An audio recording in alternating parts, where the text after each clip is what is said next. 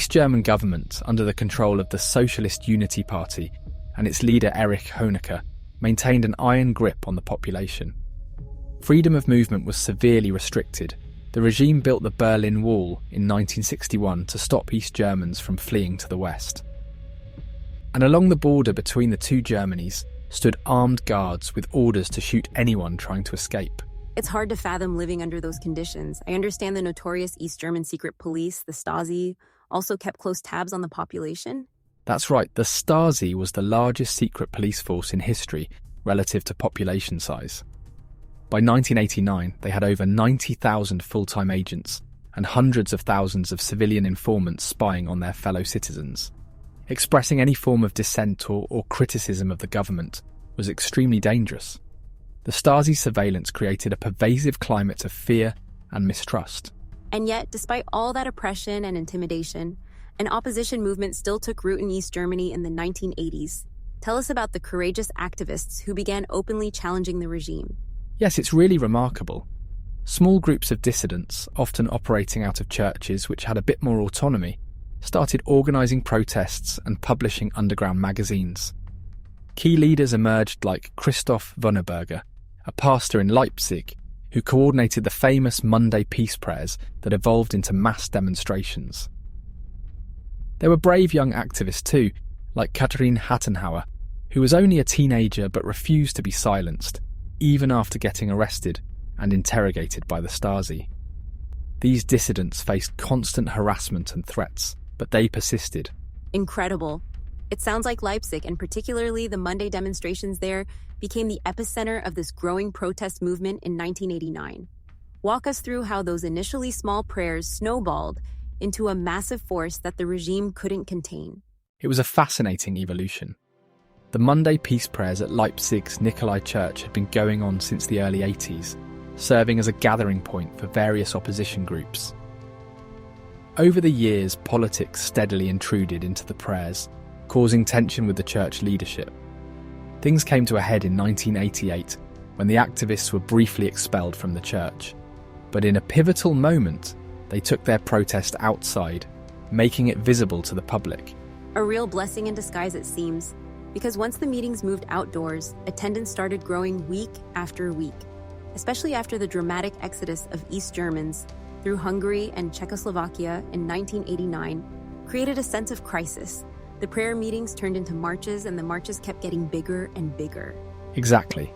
By October 1989, the marches had swelled from a few hundred into the tens of thousands.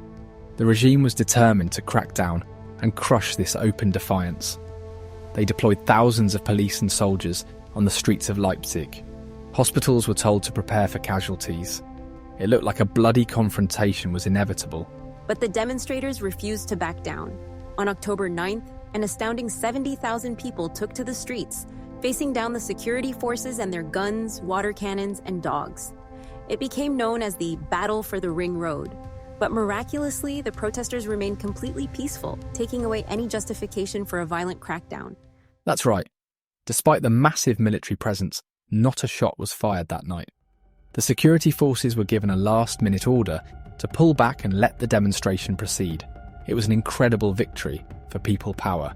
And thanks to the bravery of underground opposition journalists like Aram Radomski and Siegbert Schäfke, who filmed the demonstration from a church tower and smuggled the video to West German TV, the whole world saw that the regime had blinked. After Leipzig, the floodgates opened. The protests spread to cities across East Germany as people lost their fear. The ruling party was thrown into disarray. Just 9 days later, the party's central committee stripped Honecker of power after 18 years of unchallenged rule. His heir apparent Egon Krenz took over, promising vague reforms in a desperate attempt to appease the protesters and shore up the regime. But Krenz and the new leadership completely misread the situation. Rather than mollifying the public, their half measures only emboldened the opposition. The protests kept growing. On November 4th, a staggering 500,000 people gathered in East Berlin's Alexanderplatz for the largest demonstration in GDR history. Well-known dissidents addressed the gigantic crowd, openly calling for free elections and democracy. The regime was stunned. They realised their days might be numbered. And yet, even with their authority crumbling, the East German government still refused to open the Berlin Wall. That is, until those almost accidental events on the chaotic evening of November 9th. But we'll have to dive into that incredible story after a quick break. Listeners, stay with us. Welcome back. Before the break, Daniel was taking us through the lightning-fast collapse of communist rule in East Germany in the fall of 1989. Daniel, let's pick up where we left off. Talk to us about those crazy events of November 9th and how the Berlin Wall, that hated symbol of the Iron Curtain, suddenly came tumbling down that night. Well, Emily, it's one of those you couldn't make this stuff up moments in history. On November 9th, the East German Politburo met to discuss a new travel law in a desperate attempt to curb the exodus of its citizens. They hastily cobbled together regulations allowing limited travel to the West. But then, in a remarkable press conference that evening, a Politburo member named G.A. Wonfonta Schabowski mistakenly announced that the new rules allowing travel abroad were effective immediately. He hadn't been fully briefed and didn't realise the policy was supposed to be phased in over time. And that simple misstatement triggered a mad rush of events, right? It did indeed. Within minutes, thousands of dumbfounded East Germans headed straight for the border crossings in Berlin, demanding to be let through. The guards were totally surprised and overwhelmed. They had no clear instructions on how to respond, because Schabowski had jumped the gun with his premature announcement. For hours, tense standoffs ensued at the checkpoints, with huge crowds pressing forward, chanting, "Open the gate!" I can only imagine the confusion and anxiety the border guards must have felt, thrust into that powder keg situation with no orders from above. How did they react? Well, the guards frantically called their superiors for guidance, but the government and military leadership were caught totally flat-footed and dithered for hours. Finally, around 10:30 p.m, with the massive crowds growing restless, the befuddled guards at the central Bornholmer Street crossing unilaterally decided to open the gates, without any explicit orders. It was a momentous decision. East Germans surged through, tears of joy streaming down their faces as ecstatic West Germans welcomed them. And with that, the Berlin Wall essentially ceased to function as a barrier anymore. As the night went on, giant crowds gathered on both sides. East Germans poured through in droves. Some borrowed hammers and chisels from construction sites nearby and started physically attacking the wall, chipping off fragments as euphoric souvenirs. It must have been pandemonium.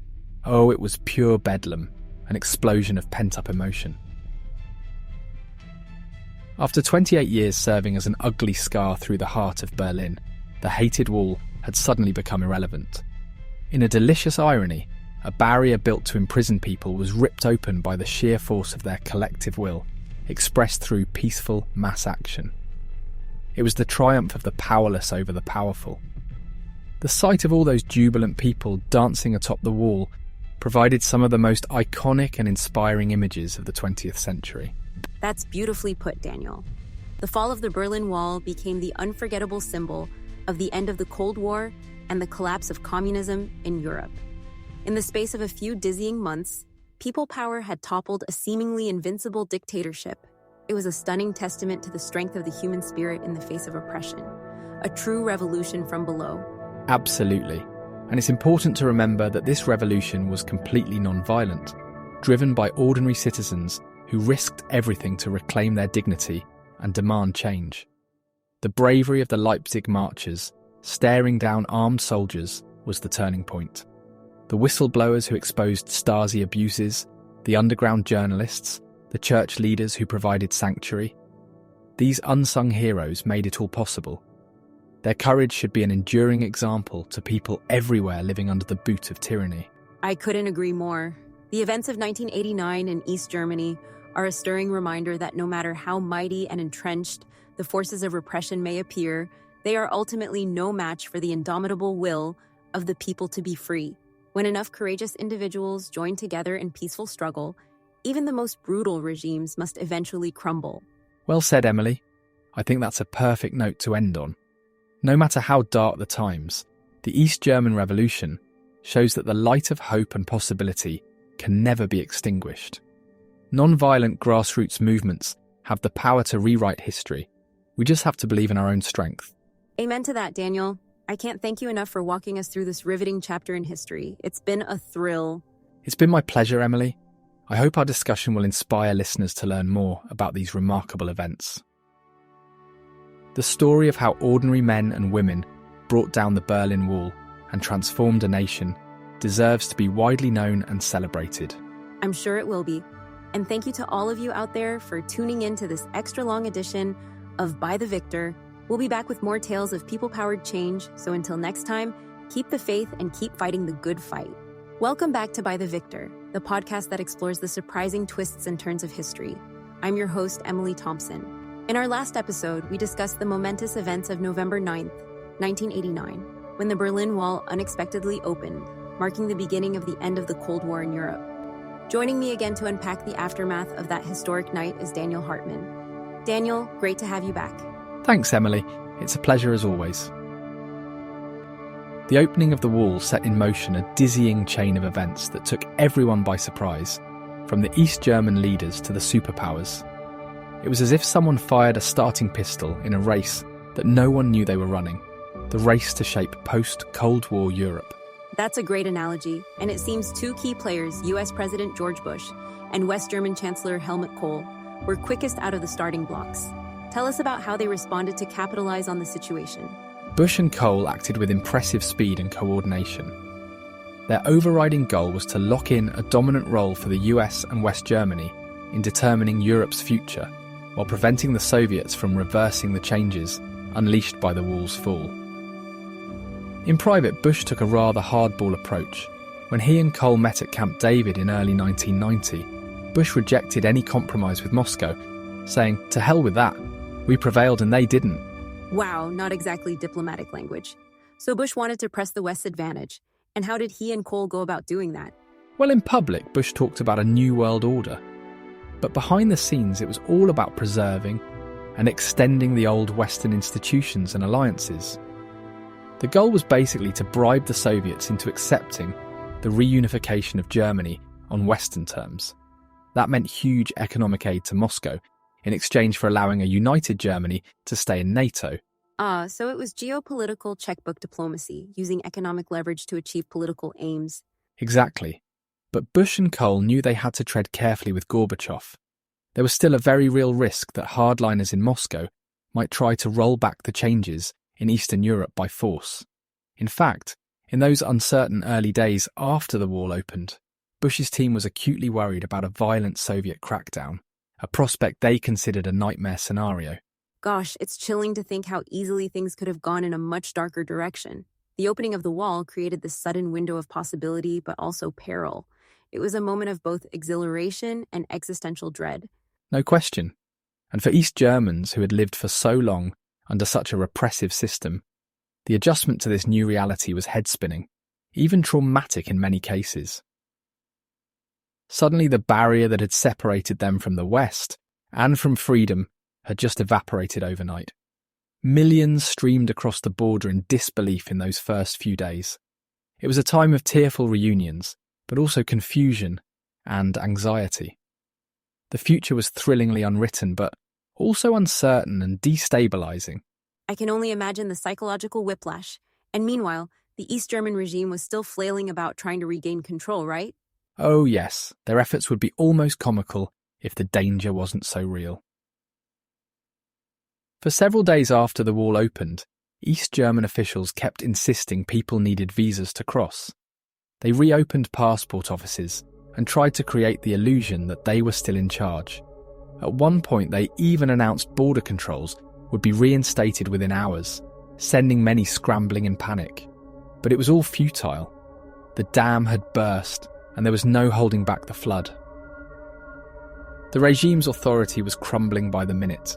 It's just mind-boggling how quickly it all unraveled. The Berlin Wall, the most infamous symbol of the Iron Curtain, went from imposing barrier to irrelevant pile of rubble in the blink of an eye.